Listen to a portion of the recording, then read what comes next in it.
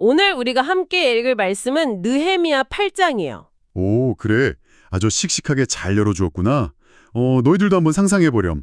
무려 수십 년 동안 불타고 무너져 있던 거대한 성벽을 드디어 다시 쌓아 올리는 데 성공한 거야. 와, 진짜 엄청 고생했겠네요. 무거운 돌도 막 나르고 그 나쁜 적들 공격도 막아내면서 드디어 예루살렘 성벽을 다 완성한 거잖아요. 그렇지. 이제는 완벽하게 안전해진 거지. 그 높은 성벽 안에서 적대를 막아냈으니까. 자, 그럼 성벽이 다 지어졌으니 이제 뭘 가장 먼저 해야 할까? 당연히 편안하게 쉬고 놀면 되는 거 아니에요? 저 같으면 드디어 끝났다 하고 당분간 아무것도 안 하고 쿨쿨 잠만 잤을 것 같아요. 하하, 보통 사람들은 당연히 두 다리 쭉 뻗고 밀린 잠을 자거나 파티를 열겠지. 그동안 흘린 땀이 얼만데 푹 쉬고 싶지 않겠니? 맞아요. 그런데 느헤미야 8장을 보면요. 이 수많은 이스라엘 백성들이 전혀 예상치 못한 행동을 하잖아요. 맞아, 아주 놀라운 행동을 하지. 편안한 집에서 쉬는 대신에 그 수문합이라는 넓은 광장에 수만 명의 사람들이 우르르 모여들었단다. 그러니까요. 흙먼지 날리는 광장에 무려 6시간 동안이나 서 있었다고 하던데 할아버지, 도대체 왜 꿀같은 휴식을 포기하고 다들 광장으로 나온 거예요? 바로 그게 오늘 우리가 들여다볼 이야기의 아주 중요한 핵심이란다. 튼튼한 성벽이 딱 완성되니까 처음엔 엄청 안도했겠지. 하지만 그 마음이 곧 아주 낯선 공허함으로 바뀌었어. 아, 겉으로는 튼튼한데 마음이 텅 빈 느낌이 들었던 거네요. 그래, 정확해. 눈에 보이는 튼튼한 돌 성벽만으로는 자기들의 영혼까지 지킬 수 없다는 걸 뼈저리게 깨달은 거야.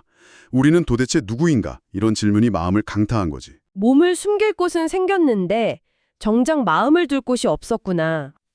바벨론의 포로로 끌려가서 70년이나 남의 나라에서 힘들게 살다가 돌아왔잖니? 그동안 성전도 없고 말씀도 제대로 못 배웠으니까. 아, 그래서 마음속에서 하나님 말씀을 막 엄청 듣고 싶어하는 뜨거운 마음이 생겨난 거군요. 그렇지. 누가 시킨 것도 아닌데 백성들이 먼저 학자 에스라 할아버지를 찾아가서 간청했어. 제발 모세의 율법책을 가져와서 우리한테 좀 읽어달라고 말이야. 우와, 보통은 어른들이 자 다들 모여서 성경 읽자 하고 잔소리 하시잖아요. 그런데 백성들이 자발적으로 찾아갔다니 진짜 놀라워요. 하하, 그렇지. 그만큼 하나님의 말씀에 대한 갈급함이 컸던 거야. 7번째 달이 되자마자 에스라가 특별히 만든 높은 나무 강단에 섰어. 높은 강단이요? 아까 보니까 아침 동틀 때부터 낮 12시까지 말씀을 읽었다고 하던데요. 새벽부터 낮 12시까지요? 6시간 동안이나 꼼짝 않고 서서 말씀을 들었지. 오, 저처럼 어린아이들도 있었을 텐데 너무 다리가 아프고 막 엄청 지루하지 않았을까요? 요즘은 영화도 길면 막 배속 높여서 보잖아요. 요즘 생각으로는 지루할 것 같지만 전혀 아니었단다. 에스라가 그 높은 강단 위에서 율법책을 쫙 펼치는 순간 모여있던 사람들이 약속이나 한 듯이 일제히 벌떡 일어났어. 네, 책을 펴기만 했는데 자리에서 일어났다고요? 그래, 위대하신 하나님의 말씀 앞에서는 감히 편하게 앉아있을 수 없어서 일어선 거야. 아주 큰 존경을 표현한 거지. 아, 마치 학교에서 교장 선생님 들어오실 때 다 같이 일어서는 것처럼 말씀 자체를 엄청 존경한 거네요? 맞아. 그리고 에스라가 위대하신 하나님을 찬양하니까 백성들이 두 손을 하늘로 번쩍 들고 아멘, 아멘 하면서 우렁차게 대답했지. 와, 수만 명이 동시에 아멘 하고 외쳤다니 진짜 소름 돋아요. 그러고는 모두가 땅에 엎드려서 하나님께 온 마음을 다해 예배를 드렸어. 70년 동안 잃어버렸던 진짜 정체성을 되찾는 아주 가슴 벅찬 순간이었지. 진짜 멋진 장면이네요. 근데요, 할아버지, 하나 궁금한 게 있어요. 아까 70년 넘게 포로로 살았다고 하셨잖아요. 그랬지. 아주 오랜 세월이었어. 그럼 막 세대도 바뀌고 원래 쓰던 말도 다 까먹었을 텐데 옛날 히브리어로 된 율법책을 읽어주면 백성들이 그걸 다 알아들었을까요? 우리도 막 조선시대 옛날 말 들으면 엄청 어렵잖아요. 아이고, 우리 손녀가 아주 날카로운 질문을 했네. 네 말이 딱 맞다. 포로 생활을 하면서 백성들은 주로 아람어라는 다른 언어를 쓰고 있었거든. 아, 역시. 그럼 에스라 할아버지가 그냥 읽어주기만 해서는 애들이나 어른들이 무슨 뜻인지 잘 몰랐겠네요. 그렇지. 그래서 이 어려운 걸 도와주려고 나선 훌륭한 사람들이 있었어. 바로 레위 사람들이란다. 오, 레위 사람들이요? 그럼 일종의 동시 통역사 같은 건가요? 통역 그 이상이었지. 예수아와 바니 같은 레위 사람들이 백성들 사이사이에 서서 에스라가 읽은 말씀을 백성들의 언어로 또박또박 다시 읽어주었어. 아, 그냥 단어만 번역해 준 게 아니라 뜻까지 막 설명해 준 거예요? 맞아. 하나님이 왜 이런 명령을 하셨는지, 이 말씀이 지금 우리 삶에 어떤 의미인지 아주 친절하고 쉽게 풀어서 해설해 주었단다. 아, 마치 할아버지가 저한테 이 어려운 성경 말씀을 제 눈높이에 맞춰서 엄청 쉽게 설명해 주시는 것과 완전 똑같네요. 허허, 그렇지. 할아버지가 우리 예쁜 손녀한테 옛날 이야기 들려주듯이 레위 사람들도 아주 다정하게 알려줬지. 와, 어려운 말씀이 막 머릿속에 쏙쏙 들어왔겠어요. 다들 엄청 기뻐하면서 막 박수 쳤죠. 그런데 여기서 완전히 반전이 일어난단다. 레위 사람들의 설명을 듣고 말씀을 깊이 깨닫게 되자마자 갑자기 수문 앞 광장이 거대한 눈물바다로 변하고 말았어. 네, 눈물 받아요. 말씀을 이해했는데 왜 갑자기 엉엉 울어요? 아, 감동받아서 그런 건가요? 감동도 있었겠지만 더 큰 이유는 바로 충격과 회개 때문이었어. 하나님의 말씀을 제대로 깨닫고 나니까 자기들이 그동안 얼마나 하나님 말씀을 잊고 자기 마음대로 살았는지 딱 보이게 된 거지. 아, 자기들이 지은 잘못이 말씀 거울에 비치니까 막 엄청 찔렸구나. 그래, 왜 자기들이 나라를 잃고 포로로 끌려가서 그토록 처참하게 고생해야 했는지 그 죄가 생각나서 가슴을 치며 엉엉 울었던 거야. 아, 내가 왜 이렇게 아프고 힘들었지? 했는데 그게 다 우리의 잘못 때문이었다는 걸 알고 너무 부끄럽고 죄송해서 울었군요. 청취자 친구들도 막 옛날에 잘못한 일기장 보면 이불킥하고 싶어지는데 백성들은 진짜 엄청 슬펐겠어요. 그렇지. 영적인 상태가 다 무너져 내린 폐화 같다는 걸 깨달았으니까. 그런데 재미있는 건 이때 지도자들의 반응이란다. 느헤미야랑 에스라가 오는 백성들에게 다가가서 달래줬어. 다가가서 뭐라고 하셨는데요? 막 반성하라고 더 혼냈나요? 아니, 오늘은 거룩하고 기쁜 날이니까 제발 슬퍼하지 마라. 이렇게 따뜻하게 위로했지. 예, 잘못을 깨달아서 울고 있는데 기쁜 날이니까 울지 말라고요? 게다가 느헤미야는 이렇게 말했어. 당장 집으로 돌아가서 맛있는 고기를 먹고 달콤한 음료를 마시라고 말이야. 그리고 음식이 없는 이웃에게는 넉넉히 나눠주라고 했지. 잠깐만요, 할아버지. 회개하고 울고 있는데 갑자기 고기 파티를 하라고요?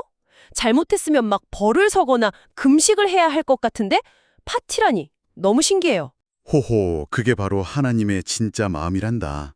하나님의 말씀은 처음엔 우리 잘못을 깨닫게 해서 눈물도 흘리게 해. 하지만 결국에는 엄청난 용서와 기쁨을 주시거든. 아, 눈물 흘리고 끝나는 게 아니라 용서받은 기쁨을 누리라는 뜻이었구나. 그렇지. 그래서 느헤미야가 아주 유명한 말을 남기지. 여호와 하나님을 기뻐하는 것이 바로 여러분의 진짜 힘입니다. 라고 말이야. 와, 여호와를 기뻐하는 것이 우리의 힘이다. 이 말씀 너무 멋있어요. 매일 불안해하는 것보다 기뻐하는 게 진짜 튼튼한 마음을 만드는 거네요. 그래. 완벽하게 법을 지키려고 끙끙대는 게 아니라 우리를 용서하신 하나님을 진심으로 기뻐하는 게 진짜 힘이란다. 그럼 백성들은 울음을 뚝 그치고 진짜 맛있는 걸 나눠 먹었나요? 그럼 눈물을 닦고 일어나서 느헤미야 말대로 기쁘게 먹고 마셨지. 없는 이웃들한테도 음식을 나누어 주면서 엄청 즐거워했단다. 다행이다. 슬퍼하다가 나눔의 축제로 변하다니 정말 기분 좋은 하루네요. 그럼 이제 다들 집에 가서 푹 쉰 건가요? 놀랍게도 그 영적인 갈망은 하루아침에 끝나지 않았어. 바로 다음 날 백성들의 어른들과 제사장들, 레위 사람들이 말씀을 더 깊이 알고 싶어서 에스라한테 또 모였단다. 헉, 다음 날 또요? 어제 6시간이나 서서 듣고 막 고기 파티도 했잖아요. 보통 다음 날은 피곤해서 뻗어버릴 텐데 진짜 대단해요. 가서 또 뭘 알아냈나요? 율법책을 꼼꼼히 읽다가 아주 중요한 명령 하나를 발견했어. 바로 7번째 달 축제 기간에는 텐트처럼 생긴 초막에서 지내라는 하나님의 명령이었지. 초막이요? 그러니까 막 나뭇가지 엮어서 만든 캠핑 텐트 같은 거요? 맞아. 그걸 초막절이라고 해. 산으로 가서 잎이 풍성하고 예쁜 나뭇가지를 꽂거다가 너희를 위해 초막을 지어라 이렇게 적혀 있었거든. 아니, 근데 할아버지, 이 사람들 방금 전까지 돌 엄청 날라서 예루살렘에 튼튼한 성벽 다 지었잖아요. 이제 좀 안전한 집에서 잘 수 있는데 왜 굳이 그 약한 나뭇가지 텐트에 나가서 자라는 거예요? 아주 똑똑한 질문이야. 그게 바로 초막절의 핵심이거든. 너희들도 잘 들어보렴.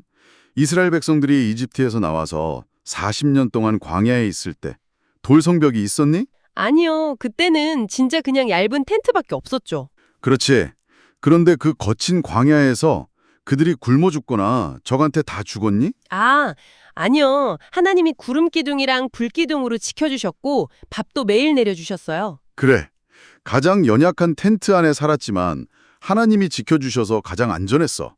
반대로 바벨론 포로로 끌려가기 전에는 아주 화려하고 크고 두꺼운 성벽 안에 살았는데 하나님을 떠나니까 그 돌벽이 지켜주었을까? 아니네요.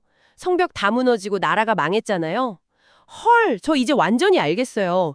튼튼한 성벽이 우리를 지켜주는 게 아니라 하나님이 진짜 보호자라는 걸 텐트 치면서 기억하라는 거군요. 아이고, 우리 손녀 똑똑하다. 바로 그거야. 사람은 자기 힘으로 성벽을 쌓으면 교만해지기 쉽거든. 그래서 일주일 동안은 그 튼튼한 집에서 나와서 엉성한 나뭇가지 초막에 들어가 하늘의 별을 보라는 거야. 와, 우리의 진짜 생존은 벽돌이 아니라 하나님 은혜에 달렸다는 거. 지금 듣고 계신 친구들도 막 공부 잘하고 돈 많이 벌면 안전할 거라고 생각하는데 진짜 튼튼한 뿌리는 그게 아니었네요. 그래서 백성들은 당장 텐트를 쳤나요? 말씀을 듣자마자 불평도 안 하고 산으로 달려갔어. 나뭇가지를 꺾어다가 지붕 위에도 짓고 마당, 광장 곳곳에 아주 멋진 초막을 만들었지. 와우, 온 동네가 캠핑장처럼 변했겠어요.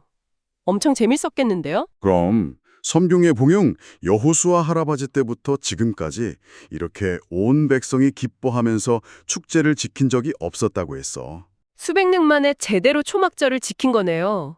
무너졌던 정체성이 완벽하게 채워진 느낌이에요. 맞아.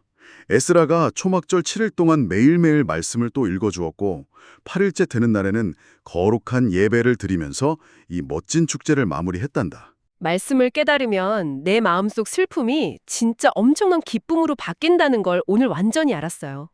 무너진 돌 성벽을 고친 게 끝이 아니라 마음의 성벽을 예쁘게 다시 세운 거네요. 그래, 우리 손녀가 아주 핵심을 잘 짚어주었어. 오늘 이 이야기를 함께 들은 너희들도 그 눈에 보이는 성벽만 튼튼하게 쌓으려고 하지 말고 하나님의 따뜻한 사랑 안에서 말씀을 가까이 하는 예쁜 마음의 성벽을 쌓았으면 좋겠다. 맞아요. 우리 친구들도 오늘 밤에는 내 마음속에 어떤 초막을 지을지, 나는 무엇으로 마음을 꽉 채울지 한번 상상해보면 좋겠어요. 그래, 마음속이 차갑게 텅 비어 있지 않고 기쁨으로 가득 찬 너희들이 되기를 바란단다. 자, 우리 그럼 같이 인사할까? 다음에도 할아버지가 아주 재미있는 성경 이야기 들고 올게. 그때까지 모두 평안히 잘 지내거라. 샬롬. 여러분 안녕. 샬롬.